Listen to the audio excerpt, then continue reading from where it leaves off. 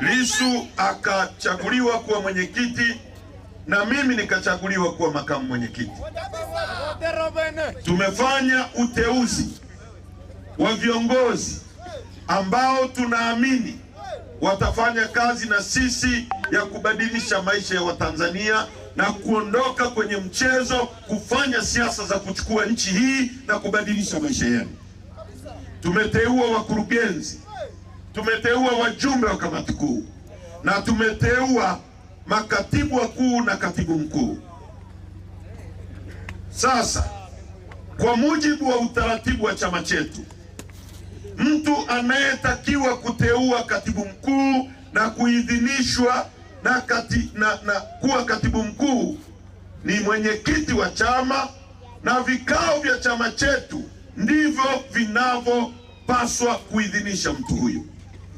Kama kuna makosa yamefanyika au kuna mtu yoyote ana malalamiko hayo, katiba yetu inasema yanakwenda kwenye kikao cha ngazi ya juu zaidi, ndipo anapokata rufaa.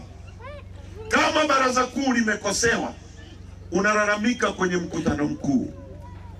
Sasa nataka nitumie nafasi hii kumwambia Rais Samia na wote anaowatumia kujaribu kuhujumu chama chetu. Njama ya kwanza ni hii waliofanya. Ya pili, wamemkamata mwenyekiti wetu, wamempa kesi ya uhaini, wakitegemea kwamba tutakaa nyumbani tulie.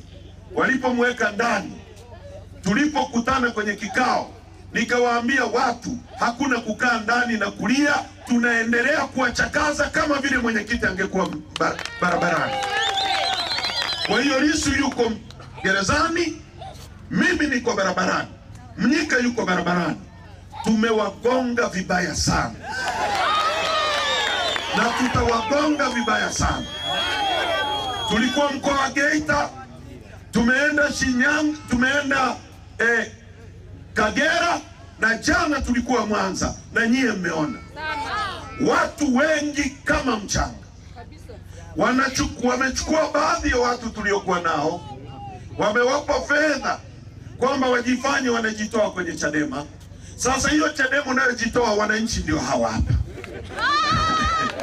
Uongo kweli? Hiyo nayo imeshindikana. Sawa sawa. Sasa ya mwisho ndio hii kwamba msajili amesema hamtambui katibu mkuu wa chama chetu, hatambui wajumbe wa kamati kuu ya chama chetu. Mimi nakwambia msajili, wewe huhitaji kumtambua katibu mkuu wa chama chetu. Sisi Chadema tunamtambua katibu mkuu wa chama chetu. Huna uwezo wa kututeulia nani awe katibu mkuu wa chama chetu. Tunaelewana vizuri? Msimamo wa chama chetu, katibu mkuu wa chama chetu atateuliwa na mwenyekiti kama katibu inavyosema. Kama kuna mtu ana malalamiko, akate rufaa kwenye mkutano mkuu. Sisi Chadema hatutabadilisha chochote kati ya yale tuliyoyafanya kwa maelekezo ya msajili. Tumemaliza, tumefunga. Akitaka aifute hiki chama kama ana uwezo huo. Sawa sawa Serengeti? Ndiye mnasemaje? Ndiye mnasemaje? Wangapi naunga mkono msimamo wa chama? Nyosha mkono kwa. Sasa wewe Jaji Mtungi, kama una nguvu ifute Chadema. Sawa sawa? Usitake kutupiga mkwara sisi.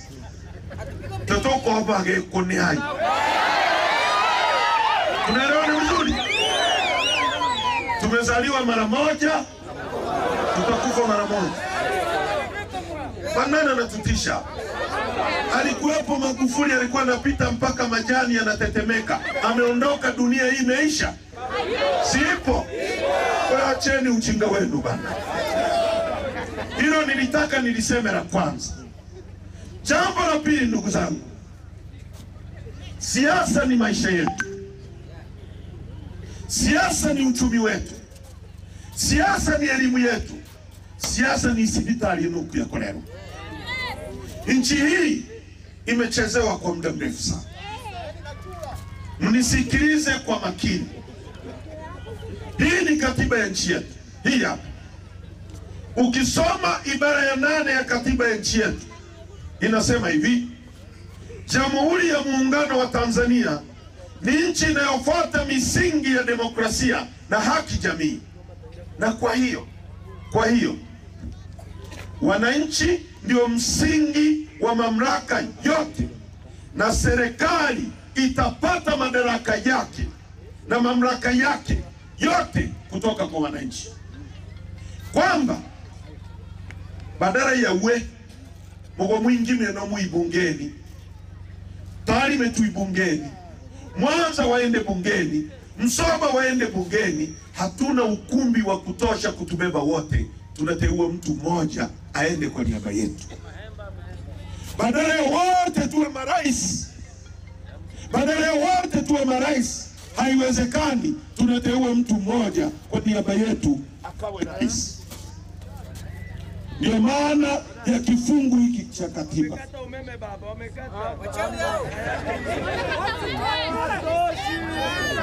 Tuendelee.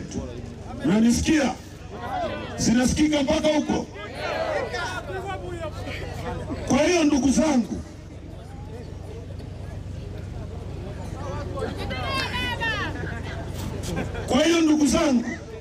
wananchi ndio msingi wa mamlaka na madaraka yote ya nchi hii. Nyie ndio mnatoa mamlaka yenu, mnampa rais, mnatoa mamlaka yenu, mnampa mbunge, mnatoa mamlaka yenu, mnampa diwani, mnatoa mamlaka yenu, mnampa mwenyekiti wa